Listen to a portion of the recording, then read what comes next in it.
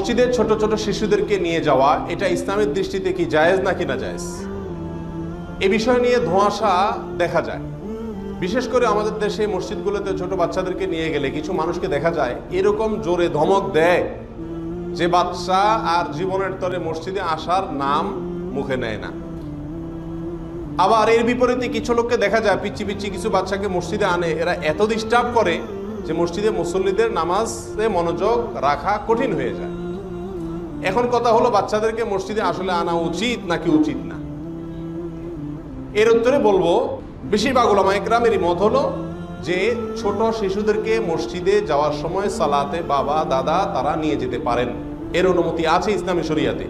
কারণ তাদেরকে অভ্যস্ত করতে হবে দ্বীনের পরিবেশে, নামাজের পরিবেশে তাদেরকে নিতে হবে।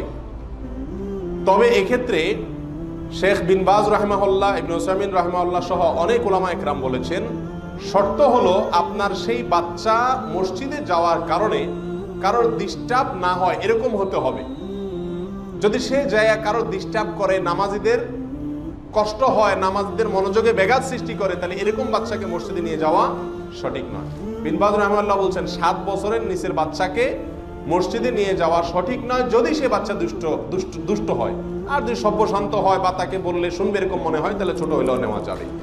7 বছর থেকে নেওয়া যাবে, কারণ নবী আলাইহিস সালাম বলেছেন মুরু আওলাদাকুম বিসসালাতি ওয়া হুম আবনাউ সাব'i সিনিন, তোমাদের সন্তানদেরকে সালাতের নির্দেশ করো, নামাজের নির্দেশ করো বাচ্চাদেরকে যদি তারা 7 বছর বয়সের হয়। অতএব 7 বছর থেকে যেহেতু নামাজের নির্দেশ তার উপরে আসছে বিধায় 7 বছরের পর থেকে নেওয়া যাবে, এ নিয়ে কোনো সন্দেহ নাই।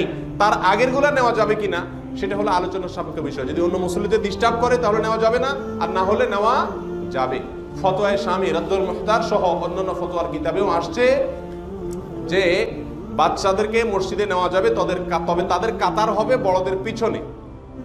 অবশ্য এখনকার ওলামা ইকরাম বলেন যেহেতু আজকালকের বাচ্চারা অনেক বেশি দুষ্ট হয়ে পড়ছে, সেহেতু পিছনে তাদের আলাদা কাতার দিলে যদি তারা দুষ্টামি আরো একসাথে যোগ দিয়া করার আশঙ্কা থাকে তাহলে সেক্ষেত্রে তাদেরকে বড়দের সঙ্গে রাখা যাবে।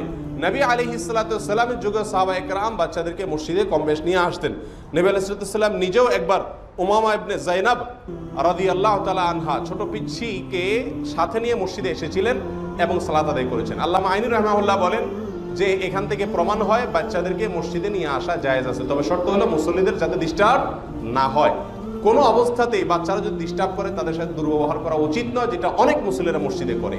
আল্লাহ তাআলা আমাদের সবাইকে বুঝার তৌফিক দান করুন, সঠিকটার উপর আমল করার তৌফিক দান করুন। জাযাকুমুল্লাহু খায়রান।